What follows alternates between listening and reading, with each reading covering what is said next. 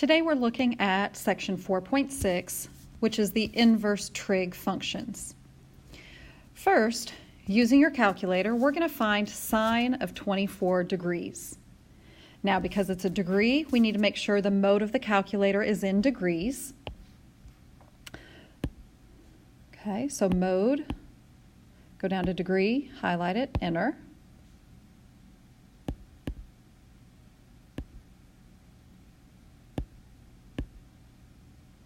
And then we're typing in sine of 24. So that gives us 0.407. The second one is sine of 35 degrees. So sine of 35, it's still in degree mode, equals 0.574.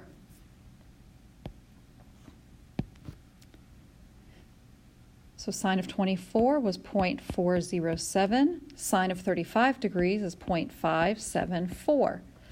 So based off of knowing those two values, do you think we can estimate sine of theta equaling 0.4848? So when we think about that, well, 0.4848 is in between the two values above, 0.407 and 0.574. So the angle measure theta must be between 24 degrees and 35 degrees. Now remember, as a basis point, sine of 30 degrees has an exact value of 1/2, which is 0.5. So if we're looking for an angle measure for sine that is 0.4848, it has to be a little bit less than 30 degrees. So we could estimate theta to be approximately 29 degrees. But we have a better way to get a more accurate estimate for our angle measure theta. So to solve for theta, we will find the inverse of that trig function.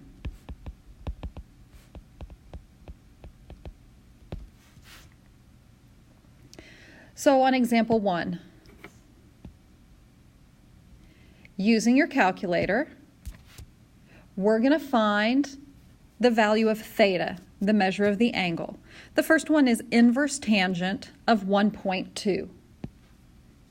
So pulling up the calculator, inverse tangent is second tangent of 1.2 equals 50.194 degrees. On part B, we're estimating or finding theta of inverse sine of negative 0.3. So second sine of negative 0.3 is negative 17.458 degrees. So filling those in.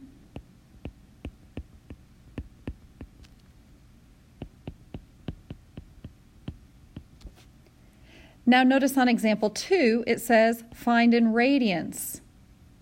That's going to be the only way you're going to know whether your answer should come from be a degree answer or a radian answer is by reading the directions. Okay, so on the second one, we need to change the mode to radians. And now we can type in inverse tangent of negative 2.9. So that's a radian angle of negative 1.239.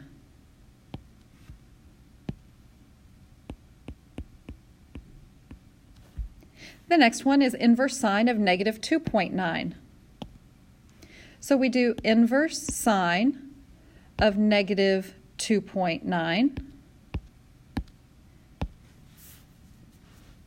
And notice what we get. We get an error. Now, notice specifically it says error domain. In this case, we have to think about the sine function. We need to think about the highest and lowest that the sine function actually goes. Well, the highest it goes is 1, and the lowest it goes is negative 1. So when we're looking for inverse sine of negative 2.9, negative 2.9 is well below a value of negative 1. Therefore, inverse sine of negative 2.9 does not exist. There is no angle measure where sine of that angle measure can equal a negative 2.9. It cannot go below negative 1, and you cannot find an angle measure for sine that goes above positive 1. So let's look at some sine values. Sine of 30, one of your memorized exact values. We know sine of 30 equals 1/2. Now, sine of 150. Well, we know that's in quadrant 2.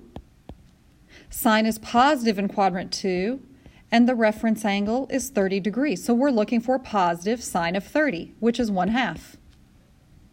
Now, when we do sine of 210, that's in quadrant 3. Sine is negative in quadrant 3. My reference angle is still 30. So negative sine of 30 degrees is a negative 1/2. Sine of 330 is in quadrant 4.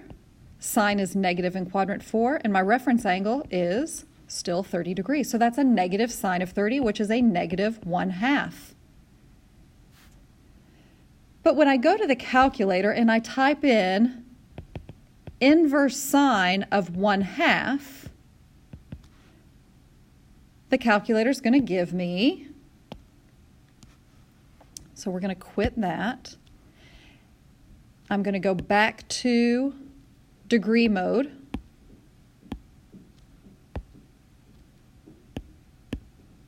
And I'm going to do inverse sine of 1/2, 0.5.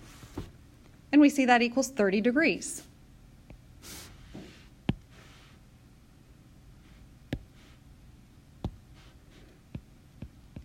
But now look what happens when I do inverse sine of negative 1/2. Well, notice what my answers could be, sine of 210 or sine of 330, but notice what the calculator gives us. Inverse sine of negative 1/2. The calculator is giving me an answer of negative 30 degrees. So there's a reason for this, and we're going to look at that reason here shortly. Let's look at cosine. Cosine of 30 degrees we know is square root of 3 over 2. Cosine of 150 is in quadrant 2. Cosine's negative in quadrant 2.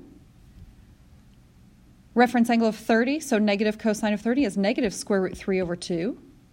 Cosine of 210 is in quadrant 3, where cosine is negative, so that is also a negative square root of 3 over 2 because the reference angle is 30. And then cosine of 330 is in quadrant 4. Well, in quadrant 4, cosine's positive, so that's a positive square root 3 over 2. On the calculator, if you do inverse cosine of 1/2, you will get 30 degrees. But when we do inverse cosine of negative, that should be square root of 3 over 2. And then this one is negative square root 3 over 2. This time when I do that one, the calculator is going to give me an answer of 150 degrees. So let's go look at that. Inverse cosine of negative, I need a fraction, so alpha y equals the fraction, square root 3 over 2.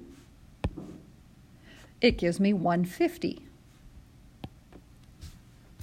Okay, so we're going to examine what that means. All right, so we need to recall and remember, what is it exactly that inverses do? So if we have the quadratic function y equal x squared, remember that inverses are reflections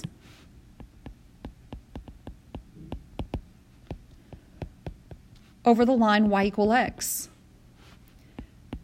We swap x and y and solve for y. But then remember that in order for it to have an inverse, it must pass both the vertical line test and the horizontal line test to have an inverse.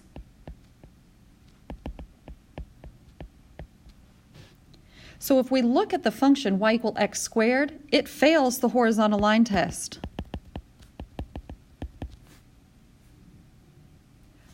But if we restrict the domain, let's say from 0 to infinity, then that portion of the graph does have an inverse.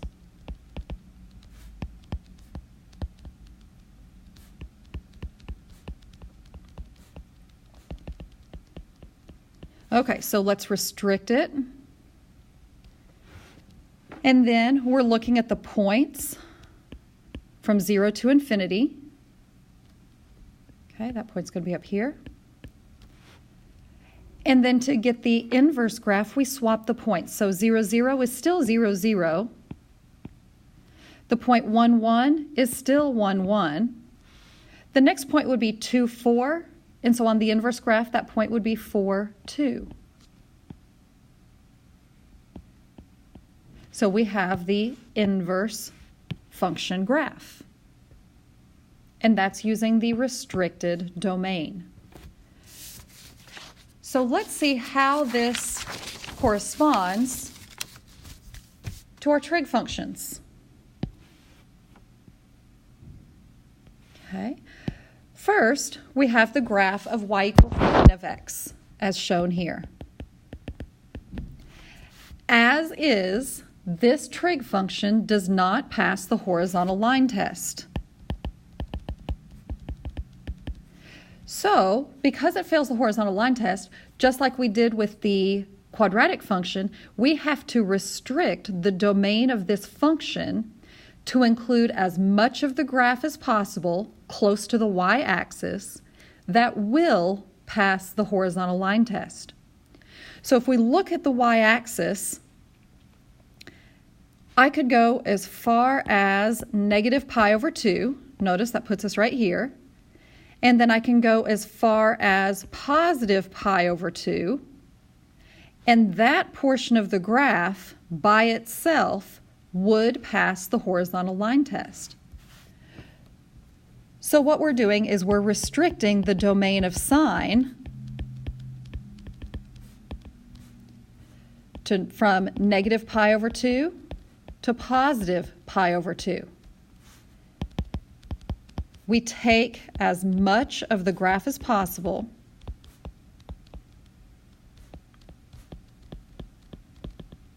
near the y-axis so that restricted part will pass the horizontal line test.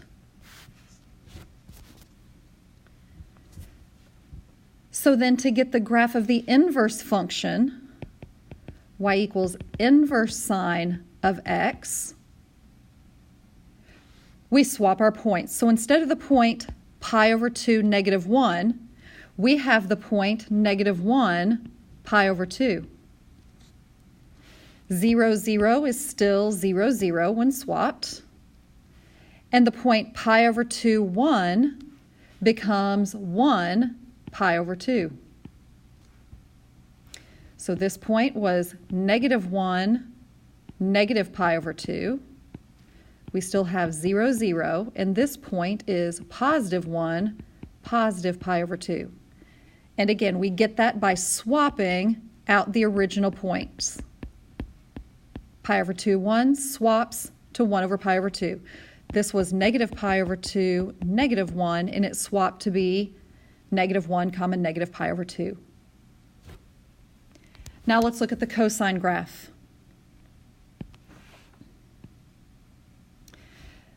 The cosine graph, again, we need to restrict because as is, it fails the horizontal line test. So near the y-axis, it looks like I need to begin it there because I can't be right here and right here. That would fail the horizontal line test. So starting at 0, it looks like we can go all the way up to pi. So the restricted domain for cosine is going to be 0 to pi. The original point 0, 1 on the cosine graph becomes the point 1, 0 on the inverse cosine graph. The point pi over 2, 0 becomes 0 pi over 2.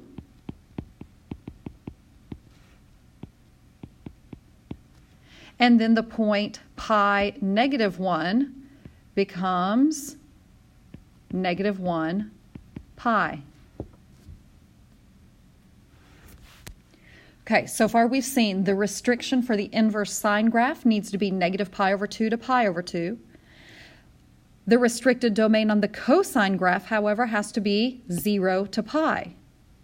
Now let's look at the tangent graph. The tangent graph, again, as is, fails the horizontal line test. So we have to restrict the domain to take as much of the graph as possible near the y-axis. So on the tangent graph, it looks like we need to go from negative pi over 2 to positive pi over 2.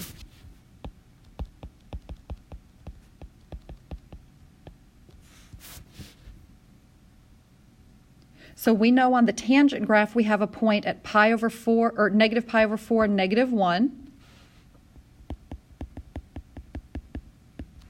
which means on the inverse graph we would have the point negative 1, negative pi over 4.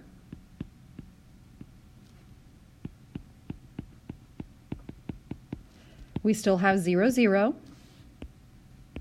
But then we would have pi over 4, 1, which becomes 1 pi over 4.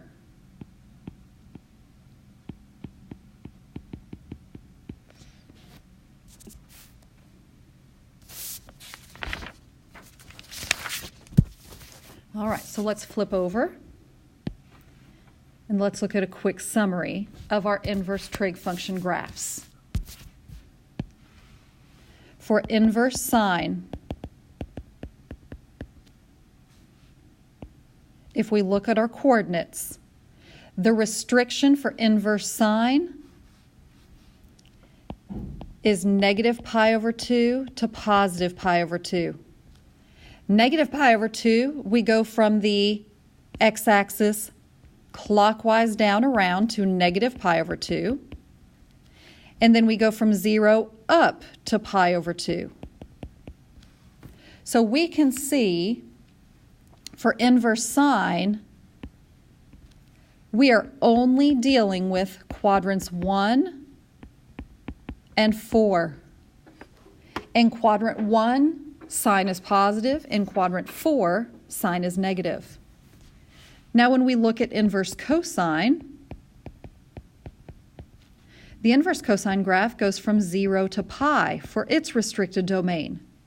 So think about where 0 to pi is on our coordinate plane. 0 to pi over 2 to pi. So for inverse cosine, we're dealing with quadrants 1 and 2 only. In quadrant 1, cosine is positive. In quadrant 2, cosine is negative. Inverse tangent, the restricted domain is negative pi over 2 to positive pi over 2, just like it is for inverse sine. So when we look at the inverse tangent, it's 0 to negative pi over 2 and 0 to positive pi over 2. So again, that's quadrants 1 and 4. So inverse tangent only works in quadrants 1 and 4. It's positive in quadrant 1, it's negative in quadrant 4. Inverse cosine will only work in quadrants 1 and 2. In quadrant 1, it's positive. In quadrant 2 is negative. Inverse sine only works in quadrants 1 and 4. In quadrant 1, it's positive. In quadrant 4, it's negative. So now using that, as we move on to example 3, without a calculator, we're going to find the exact value, which is an exact angle measure, in radians. Now in radians, we're looking for an answer that includes pi. Okay, so pi has to be in the answer. So first one, inverse sine of 0. Well, what that really means is there's some sine of an angle theta that has an exact value of 0. So we have to think, this is one of our memorized values. What angle do we have for sine where the exact value is 0? Well, we know that occurs at 0 degrees and 180 degrees. But then we have to look and see, we're dealing with inverse sine. And inverse sine is restricted to be negative pi over 2 to positive pi over 2. 0 degrees is 0 radians. 180 degrees is pi radians. Does 0 fit within our restriction for inverse sine? Yes, it does. Does pi, or 180, fit within our restriction of negative pi over 2 to positive pi over 2? And that is no. Pi is a lot bigger than our largest part of the interval of pi over 2. Pi is bigger than that. So because pi does not fit within that interval, the only answer we can have is x equals 0 radians. Let's try another one. On part B, inverse sine of square root of 2 over 2. That means sine of some angle theta has an exact value of square root of 2 over 2, which, remember, we have to recognize is the same thing as 1 over square root of 2. So again, this is one of our memorized exact values. Sine of what angle has the exact value of 1 over square root of 2? And that would be 45 degrees. Okay, now 45 degrees, we have to think, does that fit within our domain restriction for inverse sine? Inverse sine again goes from negative pi over 2 to positive pi over 2. Negative 90 degrees to positive 90 degrees. 45 degrees does fit within that restriction. So the last thing we need to do is we need to write our answer in terms of radians. So 45 degrees is equivalent to pi over 4 radians. And that is our answer.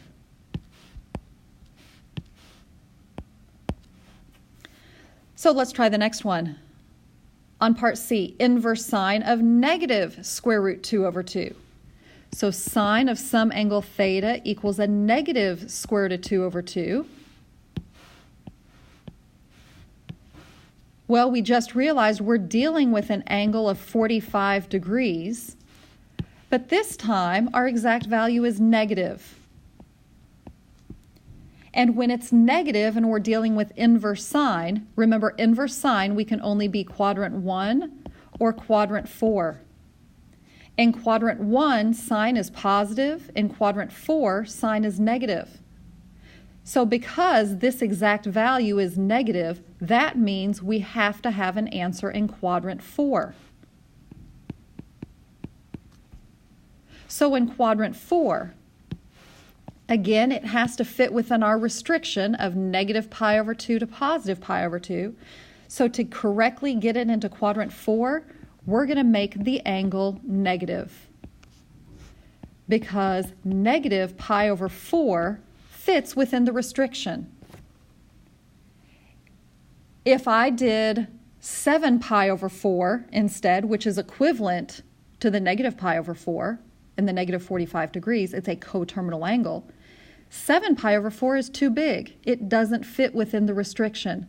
So we have to find an angle measure that does fit within the restriction. and that would be negative pi over 4. So with sine, and you're doing the inverse sine, if the exact value is positive, you will get an angle in quadrant 1. When the exact value is negative, you will find your reference angle, and then you make that reference angle negative, and that will be your answer. That drops it into quadrant 4. Let's look at part D. On part D, we have to find inverse cosine of negative square root 2 over 2. So that means cosine of some angle theta is a negative square root 2 over 2. Now remember, inverse cosine has a different restricted domain. Inverse cosine is restricted from 0 to pi. So that's quadrants 1 and 2 only. Well, we know cosine of 45 degrees is square root of 2 over 2. So let's use 45 degrees as our reference angle. Now, because cosine is a negative value, oops, that's a little bigger than I thought it would be. Let's erase that. It was negative. Because it's negative, that means for this inverse cosine function, we have to get an angle in quadrant 2. So to get it to be in quadrant 2, we have to take our reference angle, 45 degrees, and subtract it from 180. And that gives us 135 degrees. The radian equivalent of that is 3 pi over 4. So the correct answer for part D is theta equals 3 pi over 4. It has to come from quadrant 2 because my exact value was negative. Inverse cosine only works in quadrants 1 and 2. Quadrant 1 cosine's positive, quadrant 2 cosine is negative. Therefore, we can only have an answer for quadrant 2. For inverse tangent on part E, inverse tangent of negative 1 over square root 3. That means tangent of some angle theta equals a negative 1 over square root 3. Inverse tangent, domain restriction is negative pi over 2 to positive pi over 2. So first we have to ask ourselves, tangent of what angle theta is a positive 1 over square root 3? Think about what that is.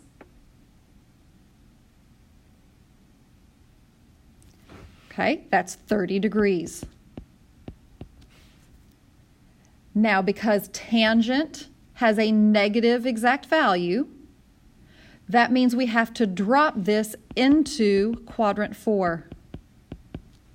So to drop it into quadrant 4, that means that 30 degrees is a reference angle, and my angle theta is, we put a negative in front, negative 30 degrees, which is negative pi over 6 in radians.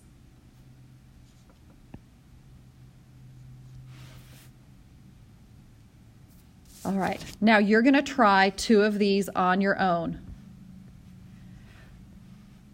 As you're watching the video, at this point, I want you to pause it, work these 2 out yourselves, and after you've worked both out, then restart the video, and then you can see the correct solution. So pause now.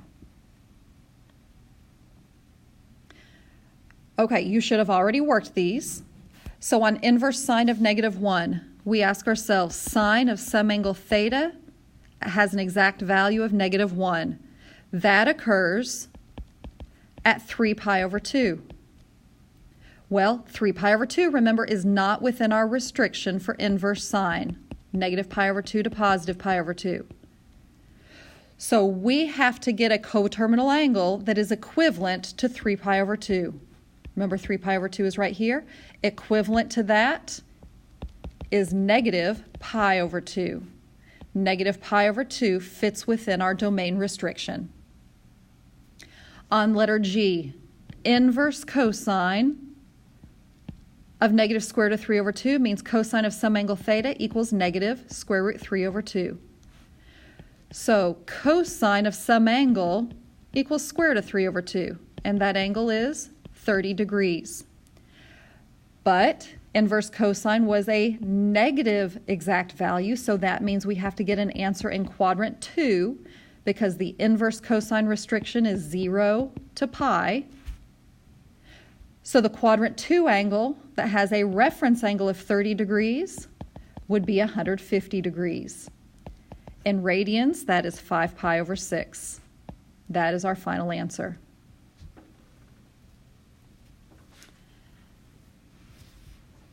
Last example, example 4.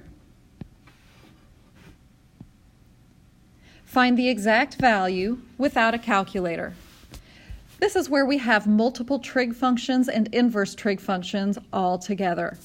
So the first one, sine of the inverse tangent of 1. With these problems, we're always going to work on the inside first and then work out. So first we need to find inverse tangent of 1. That means tangent of some angle theta has an exact value of 1. Well, we know, based off of our memorized values, that angle is pi over 4. So the answer to inside the parentheses, inverse tangent of 1, that is pi over 4. So now we work out. So that means I'm looking for sine of the angle pi over 4. Pi over 4 is 45 degrees, so sine of 45 degrees has an exact value of 1 over square root 2. So 1 over square root of 2 is our final answer. Part B, we have arc cosine of tangent of pi over 4. Arc cosine is another way of saying inverse sine. You might see arc sine, that's a different way of saying inverse sine. Or arc tangent is the same as inverse tangent. So that's just saying inverse cosine of tangent of pi over 4. Working on the inside, tangent of pi over 4, that has an exact value of 1. So now substituting that in the parentheses for tangent of pi over 4 means we're looking at inverse cosine of 1, which means cosine of some angle theta has an exact value of 1. Remembering the inverse restriction for cosine, that is 0 to pi. Well, we know cosine of 0 equals 1. 0 fits within our restriction, so our answer is 0 radians.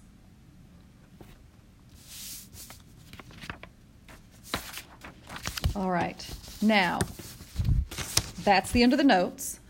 I have some additional examples that I want you to work, so I'm going to include those on this video next. Once I have them all written out, you need to pause the video and work them out, and then I will show you the answers.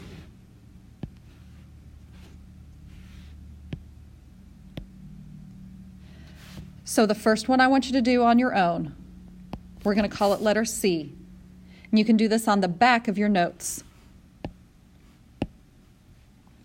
I want you to solve inverse cosine of sine of pi over 2.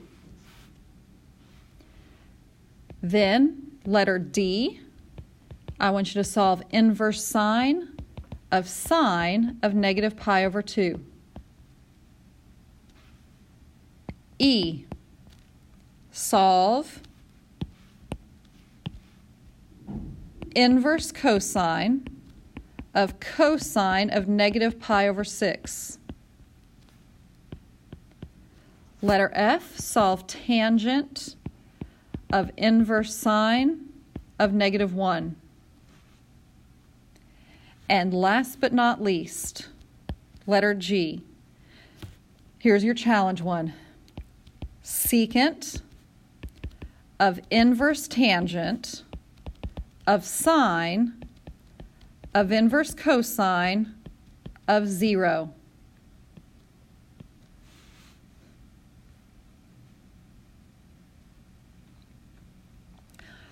Pause the video now and work each of these out on your own.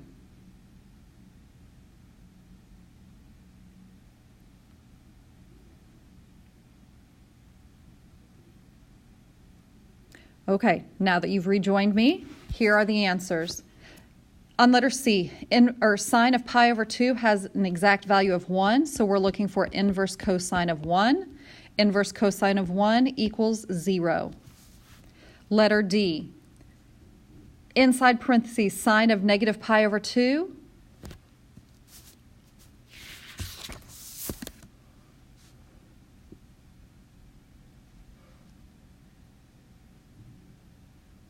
Actually, I think I had a typo there.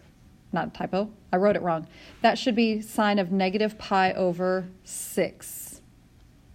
Sine of negative pi over 6. Sine of negative pi over 6 is going to have an exact value of negative 1/2. So then I'm looking for inverse sine of negative 1/2, which is negative pi over 6. So notice when you do the inverse sine of the sine of an angle, your answer is going to be the angle. Letter E, inverse cosine of negative pi over 6. Well, cosine of negative pi over 6, that's in quadrant 4. Cosine's positive in quadrant 4, so that's a square root of 3 over 2. Go backwards, inverse cosine of square root of 3 over 2, that equals a positive pi over 6. So that one's different. Inverse cosine of cosine, that one came out different based off of what quadrant it was in. Letter F, tangent of inverse sine of negative 1. Inverse sine of negative 1 is negative pi over 2. Tangent of negative pi over 2 is undefined.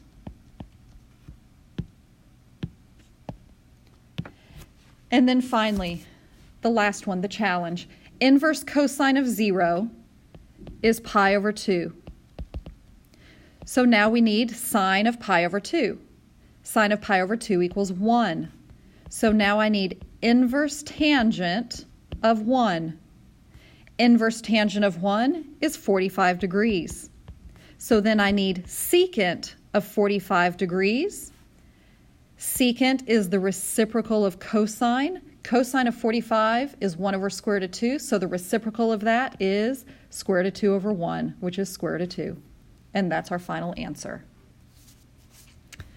All right, you are now responsible for doing the homework.